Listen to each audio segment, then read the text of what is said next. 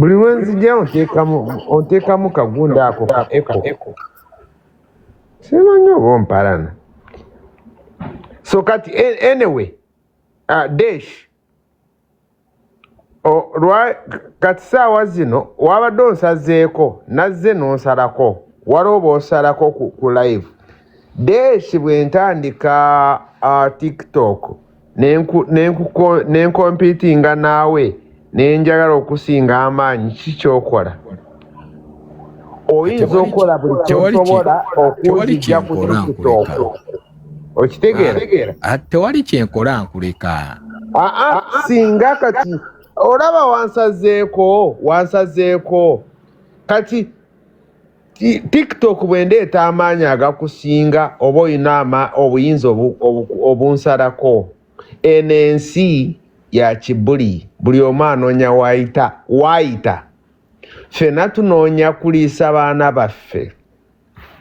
Desh omanyi sitole yange ate omanyi ekindeetedde obwavu ennaku zino okimanyi, inbox okimanyi tokimanyi. Kati ffenna tunoonya we tuyitirawo. Desh enkya tojja kugamba nti nayagala okwagaliza kabaata nenjagaliza kabaata abaana bange ne babonaabona. Nedda, olina okukolera abaana bo, olina okulemerako, olina okukola ekikuyisaawo. So kati bino ebya politics oba nsimanyi yanyiziza yansonyiye yakoze eki yanemeseza. Desh ebintu tebikola makulu. Abantu abali mu politics bonna banoonya kusanyusa abaana baabwe. Ate kyova olaba tulina okunyigira bajjajja baffe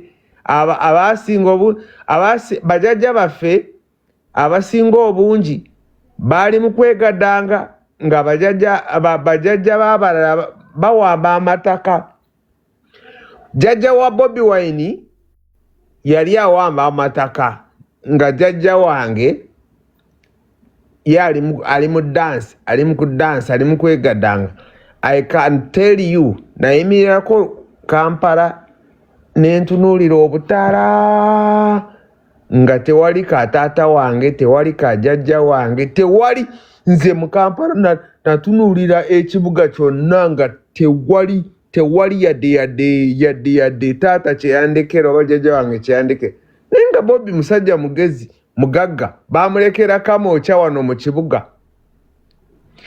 Kye tulina okukola tutandike ekibuli. Desh beera ku live naye manya woofunira bino ebintu by'ekisire byogenda okwogera nti simanyi Desh bakuvumye tukukyaye olw'okuba owagira NRM olw'okuba owagira NUP.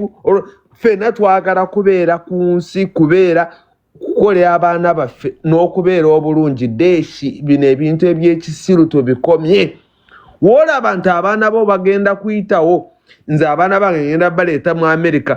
Kati bwe mba ngenda bayisa mu NRM oba NUP wengenda okugendera. Tukomye ebintu eby'ekisire ebyokulowooza nti ate simanyi nti olina okusirika wano. Mama Kadaga nyoko. Mama Kadaga lwaki ekifaananyi lwaki yaleese ekifaananyi ekikadde ku bipande byakozesa mu kalulu. Alabika bubi, ffenna tukimanyi. Tumusabira abeera obulungi. Lwaki yaleese ekifaananyi ekikadde? Kati nze Mama Kadaga yali anyambye ki? Yali anyambyeko ki? Desh Mama Kadaga yali akuyambyeko ki? Anita Among mwalabye ebifaananyi by'emmotoka zaabwe. Anita Among alina emmotoka nga 3. Ne Moses Magogo baawe alina emmotoka nga 3 naye bona ba MP. Moses Magogo MP, Anita Among MP ate nga Speaker of Parliament. Bona balina zi Range Rover ziparkinga. Oli Speaker of Parliament Moses Magogo MP tebasobola kubulwa kyakulya school fees tesobola babula naye gwe ofuniramu gwa tutandike ekibuli ng'abantu tokomberera novaayo n'otandika simanyi omanyi Anita Mongo muntu mulungi ki nyoka amazi Anita Mongo bwe mba naakuwaana nti oli muntu mulungi sooka onyambeko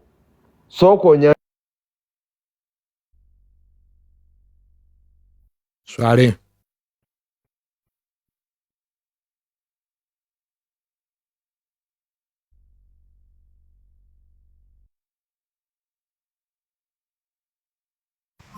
Neyanziza nnyo okumpa omukisa okubaako nange kyempisaako olunaku olwaleero.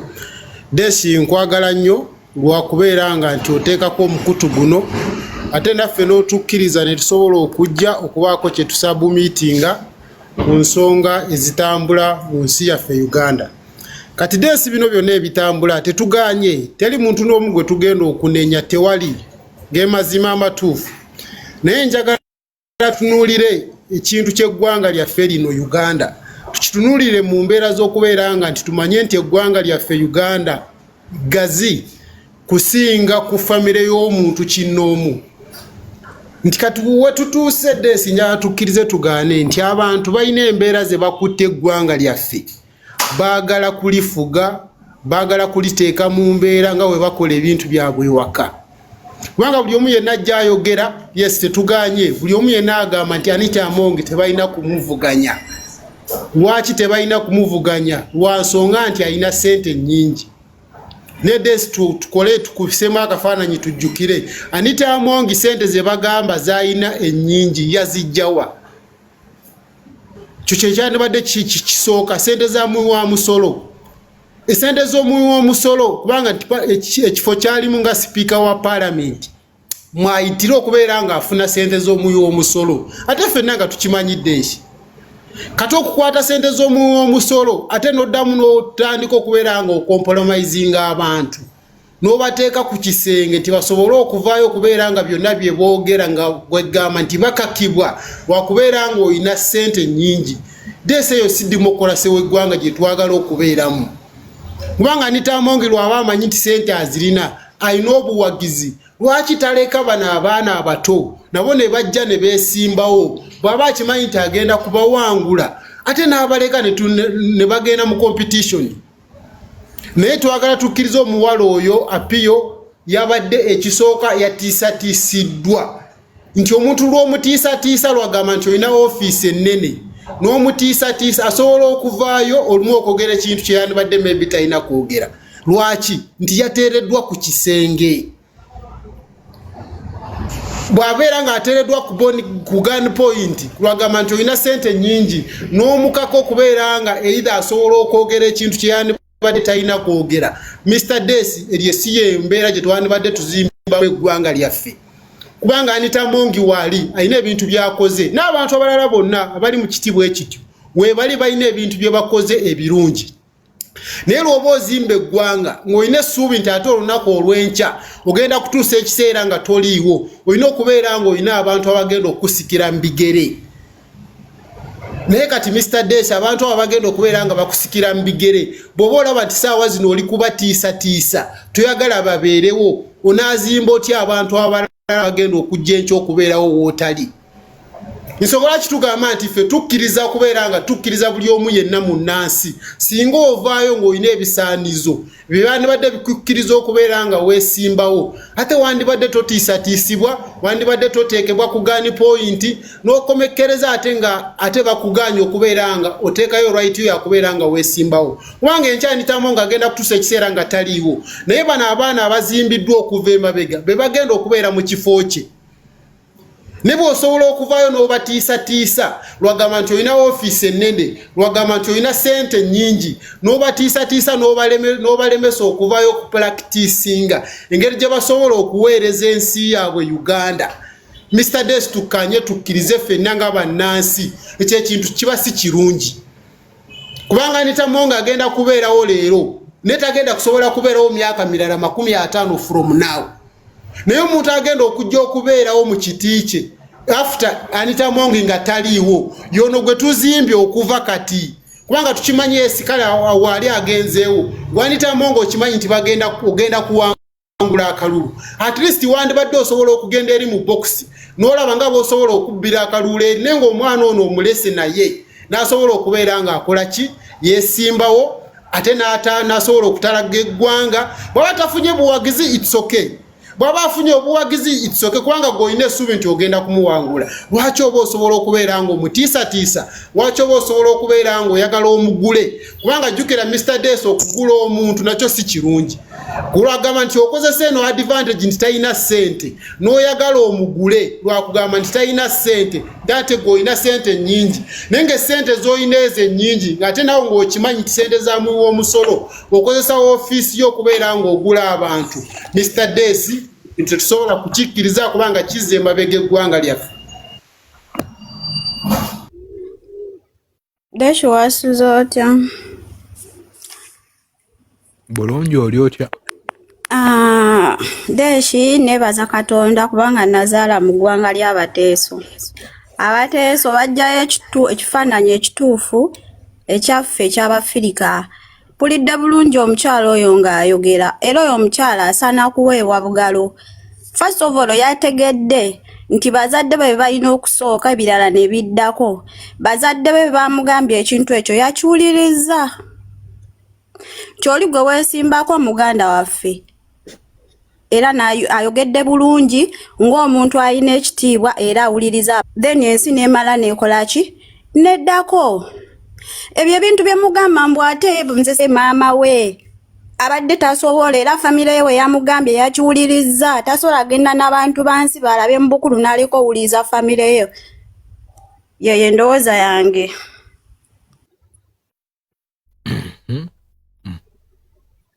Wanji Miriam. Deshi nkulamusizza nnyo bale tuweereza. Deshi endowooza yange eri nti oba okuteesa kwange nze ono omuwala sigenda mumunenya. Kozi muto ebyobufuzi akabiyingiramu olaba n'ababiruddemu basobola obbatiisatiisa ne babagula. Naye ate ono kati sisobola munenya lwa nsonga nti akyayaayaanira bingi ate alaba ekyo ekitono ekiri awo kyalabanga kyekikomye. Naye ekyenyinza okugamba nti Anita Mongi kijja kutuuka ekiseera kye nakyo kibeere nga kiggwako.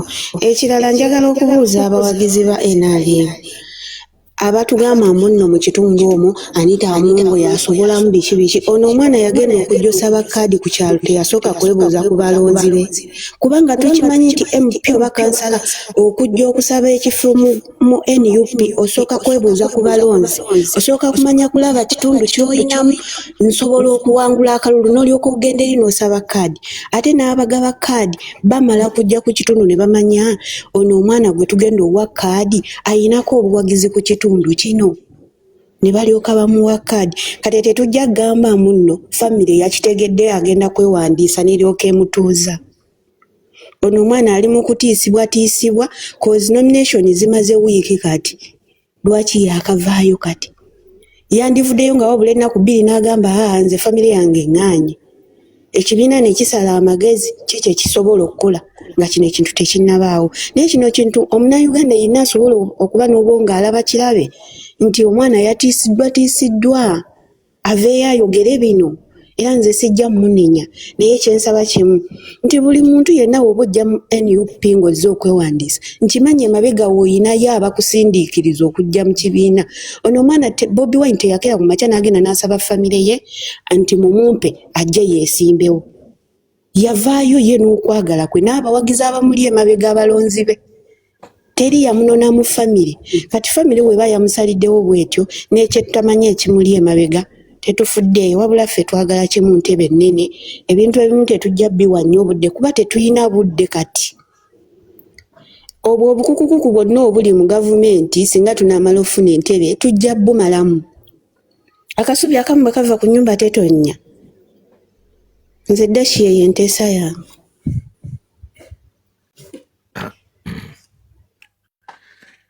Anyway, Saalongo ogamba otya Saalongo Isaac kansubire nti oli bulungi kulikayo mu weekend. Directors ogamba otya Nikki Nelly, how are you doing?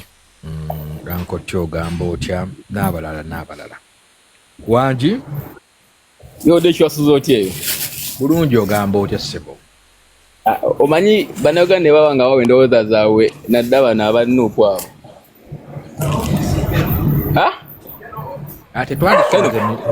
Tetwandisonze engalo mu bantu.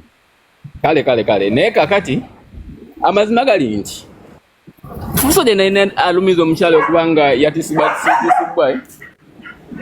mukyamu kubanga teino mumanyi kituufu kyabakoze eki kyabaddewo okitegeera nekira politics babanagala bamutwala batya bannange ebintu byamalya ga ssente omanyi deshegulo alini yadde nebebekulu eggulo ku gundi ku program adu agitanoza unstoppable n'agamba abantu nti bannabyabufuzi bajja okwogera naffe abantu bagezaako okutulaga nti basobola okufuula obakala okutuwakala obuweereza Uganda nefaanana nga olaba oba nga America naye nga amazima gali tekisoboka nabagamba nti amazima gali nti omuntu yenna amanyi abaddeko obulamu bwa ghetto oba wangaddeko kona abaana abo nti abaana abo beetaaga just services ntono n'agamba nti beetaaga nga wala basic needs nti beetaaga emmere beetaaga lekino kale obulamu obulamu obw'omuntu wa wansi kubakolera kale enzizi kubafunira kale malwalirawo kukale okugunjawo kale emirimu ngaawala abaana bageto ngaawo beetaaga ki beetaaga bakolera bagulira mipiira kubanga abamu balina ebitone bakolere studio awalala bazimbire zijimu batwalire zino parties bakwesa mugundi mu boxing kubanga obeera mu creating dewo omulimu okitegedde naye bwajja okwajja sikala yagala nti azze mukala abantu essubi ate nga ajja ayogerere abantu abali frustrated already ba single mother abaana babadde mu bukulembeze over myaka 4 kati alaba nga baba bali desperate akaseera ako okitegedde so ensonga yenga yabaloza nti akutta abantu already abali kuki abali ku demand y'ekika ekya waggulu okitegedde kwe kubagamba nti enguudo amazima gali nti Uganda tosabbera nga America era bonna babyogera kubanga kola ki bagezaako bako kibayisa kulimbalimba baba manipulating abuwongo kubanga amazima gali nti bana Uganda endowooza yabwe abasinga obungi ntono deshi tosobola kuteeka ssuubiri mu muntu munno ekyo tekiri abantu basaba disappointing abantu olaba bajasi omukazi gobadde wangala n'emyaka gyonna asobola okulyamu olukwe baganda bo n'abakadde abazaala abaana kati olwate omuntu gwensinga obusanzi simulabanga nako ngina manya nti agenda kukola kyansuubiza okitegedde banaganda jasobozi bamanye nti politics ayina waakoma jasi byabufuzi oli jasi ajja nabako kyayisiza kubanga example singa obungi yino nti omuntu ajja n'abalima nti ngina bakolera ne mu mwaka mu myaka 5 ne jiggwako najja nga talina kyakoze okitegedde webuuze kontino n'omusajja ali yasukwago abadde mu parliament over myaka bisanja bisanja bina kikyakwedda bannakampala beti namboza agamba nti alwanye semaga gundi dictator abamaze banga meka mu parliament yagena mu 26 tugenda mu 26 tejibera emyaka 20 kikyakoledde abantu abo abana basale azimbye masomero azimbye ekiyenga ye individual contribution ya ku kitundu kyavamu eriki kikyakoledde abantu nego jamusanga ali mu kugamba abantu musanga mbu ya removing a dictator ate gwe kikiwadde okola mu gundi kikiwadde okolayo oba kikyokoledde abantu nebbanga kimaze emyaka 20 bisanja bina kikyo kyagamba abantu banoganda si kibi okulaga sadi naye just bako ne wokoma manya nti just oli politics atera n'oboota Uganda talifuuka UAE Uganda talifuuka America talifuuka Bungereza ejasigala nga Uganda yeyo kyobala ntono omusajja ono yebamuyita Yeruzi sijuka wonjiri nyalye ayogera abantu agamba kyotaga kuya nenga tege mazima agaliwo ge amazima batajja na sweet talking nenga mazima gali nti at the end of 5 years tena ndi kyagena banga deliverance just chenga babana gwana kye kintu kimu bobanga like olonda munayafuzi londo omuntu agena kukikia interest ye dio mukulembeze gwanga okitegedde ate era menga sure nti londo omuntu yabaddeko ko mbulamu bayise ko mu line eyo okitegedde kubanga bana abantu zanyana ko nye bana Uganda banange siru kwa kuboja sinjogera bana fuzi wonana kubanga yombe bakola kubanga by the way mukama nsonyo kweta kino kintu naye kanchisewo mwami kya Lenski yagambye nti no buli muntu ene akola ki basingo bonyi bakola nga bazza eri mbuto zaabwe ate deshe kya kino nti abantu fenga ffe tulina okikkiza nti gavumenti yeyina ssente, gavumenti yeyina amaanyi, okitegedde, eyina obuyinza, okitegedde. Bonna abasajja mulaba ab'amaanyi bonna bwe bali nga beetaaga gavumenti baagikozesanga era ne bajjamu kye bagiggyeemu, okitegedde. Ku lwaki akaseera kano kennyinnyini balugamba nti gavumenti mbi, bwe babeera bawakana Kyagulanyi yennyini yalina nga efaananyi ne baani ne bapulezidenti ne pulezidenti Museveni ne Salim Saleh ne General Muhoozi ebikungu ebiri mu gavumenti si ekiri. Kati ku lwaki obudde bunene nagezaako okulaga abantu nti gavumenti mbi, gavumenti yalina ssente. Kati gwe omuntu sekino omuntu yalina ssente kubanga ffe tuwa gavumenti ssente zaffe era tugisuubira okukola ki okutukolera ffe nga ffe bannansi, okitegedde. Tegeeza nti olina okumanya ani gw'ogenda okutuma mu gavumenti agenda okutuukirira omukulembeze oba agenda okutuukirira omukulu oyo akola eki adelivering service eri abantu.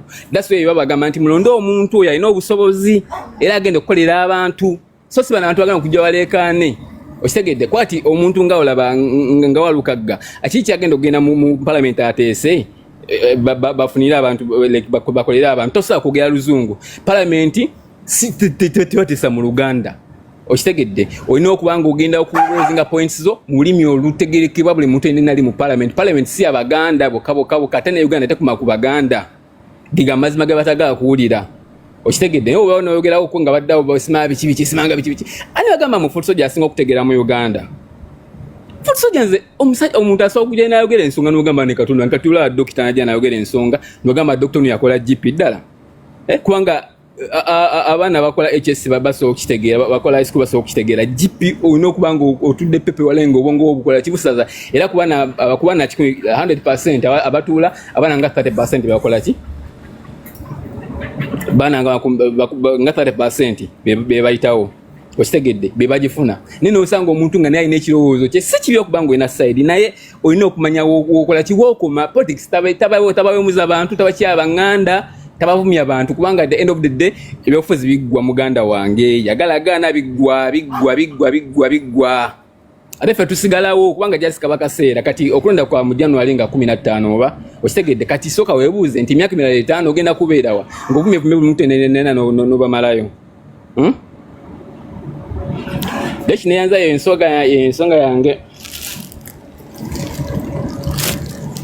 kale okurot. Yes, Sebo. How are you doing? Good morning, Desh. I'm good. Well done. Thank you. Yeah, I want to appreciate you for your consistency, the platform you always give the community to share and discuss a number of things. We're talking about this woman from Bukedia, yes. Flag Bearer, National Unity Platform. Yeah.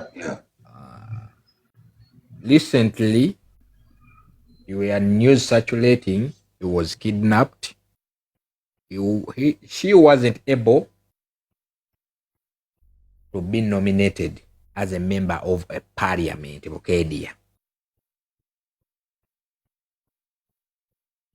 A lot of words have been said about Bukedia, a Right Honorable Speaker Anita Among,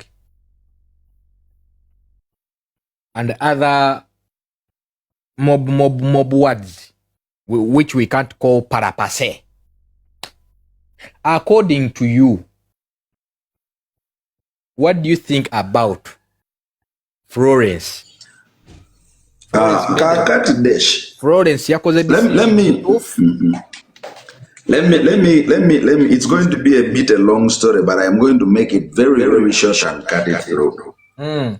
Now, one, we live in a country where poverty has been weaponized. The state has done everything possible to make the citizens vulnerable to nothing but hands out from those who may have something small.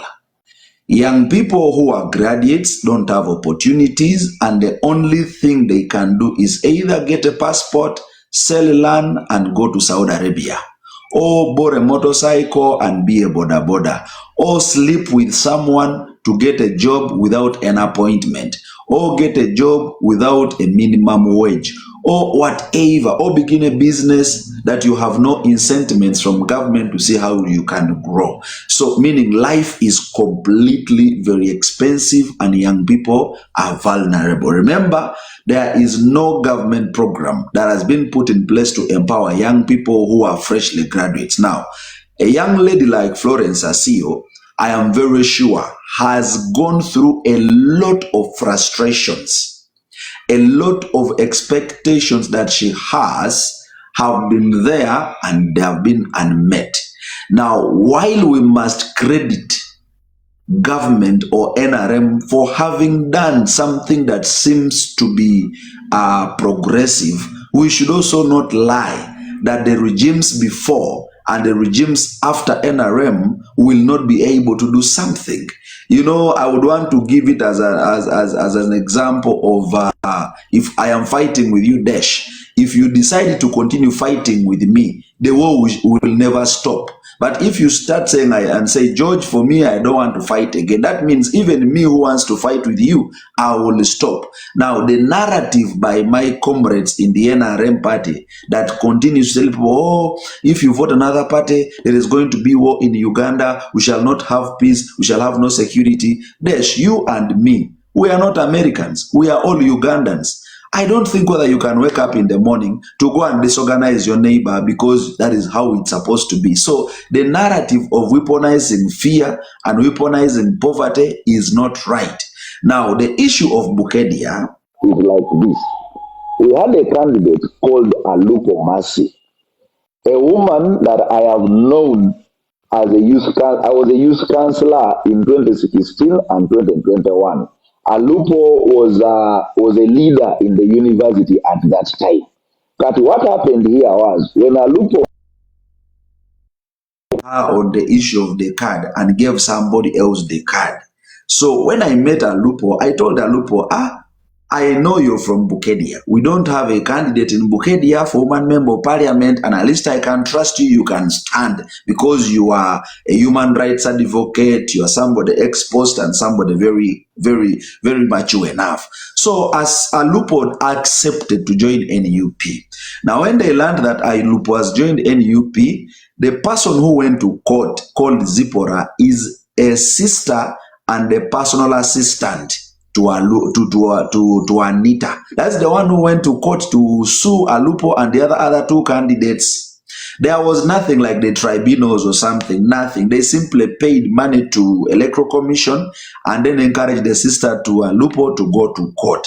When they went to court, of course, no, to delete the names. When those of Alupo appealed to the Court of Appeal, their names were reinstated into the register. But the reason was they put their judgment on the 27th so that if Alupo gets nominated by any chance, they can knock her off by ruling against her in court, because we all know that today we have systems that don't really work independently. We cannot say they don't work completely against the citizens, but when it comes to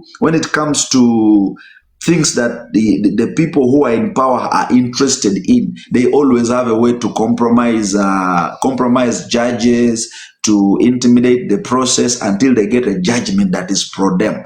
So in that process, NUP decided to recommend that can we look for an alternative candidate. They are what we call focal point persons in NUP. So the focal point person of Teso Thaus was given the task to go and look for a candidate in Bukedia, but while doing that, he was supposed to work with the coordinator of Bukedia district. Now, the coordinator of Bukedia district is the one who connived with the Anita to bring Asio.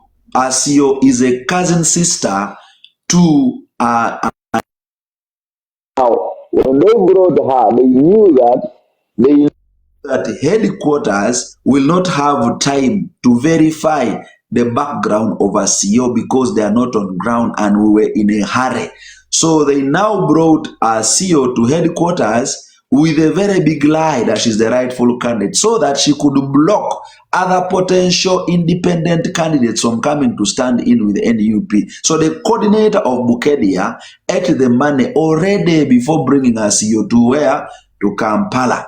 Now, when the day for nominations reached, that girl went and slept in Soroti, where I am in, plus other 2 people. So it was from Soroti where she was even communicating, because she was communicating up to like around 3:30 when she sent us a message and told us, oh, I am preparing to come to where? To come to Bukedia. Plus the other 2 colleagues that she was moving with, all their phones were on. Now she told us she was going to be nominated at 4:30 in Bukedia. But remember, nominations stop at 5 o'clock. The coordinator of Bukedia said he was within Bukedia, but he also never appeared at the Electoral Commission. If you remember a man called Charles who was knocking the gate, that is also a candidate of the NUP. Now, my question was, where was the coordinator for Bukedia, if indeed he was a serious person in NUP? He was within Bukedia, but he had eaten the money and he was not willing to come out. Their communication was completely uncoordinated. I also blame the vice president of NUP because he stays in Mbale. Comrade Nambeshe is just in Mbale. He would have driven up to where? He would have driven up to Bukedia after his nomination, because we all knew as a party that Bukedia was a very hostile ground. So the party needed to be there fully, because now the SG cannot come from Kampala to Bukedia, but we have a vice president in charge Teso, in charge Mbale, in charge all those places. I never saw the vice president in Bukedia.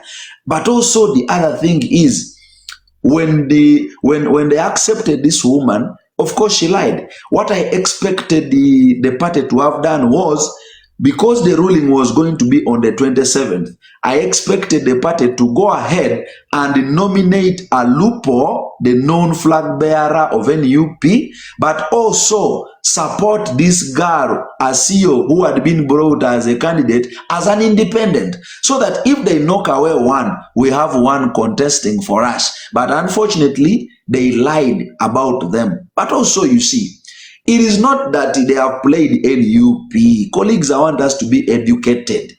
NUP as a political party has more than 10 million followers. I am from Teso and I am a candidate for city councillor. I am a coordinator for Soroti City. I have been in NUP from 2019. I was the first person to join People Power in Soroti. I was the first to be the coordinator in Teso sub-region. I contested under NUP in the last election. I am still here for NUP. It is not true that everybody in Teso has abandoned NUP. The truth I can tell you, NRM has never been the major political party in Teso. The only chance that NRM had between 2011 and now is that there was no organized political party in Teso. You see, when FDC was the major political party in Teso, there was no political funding to the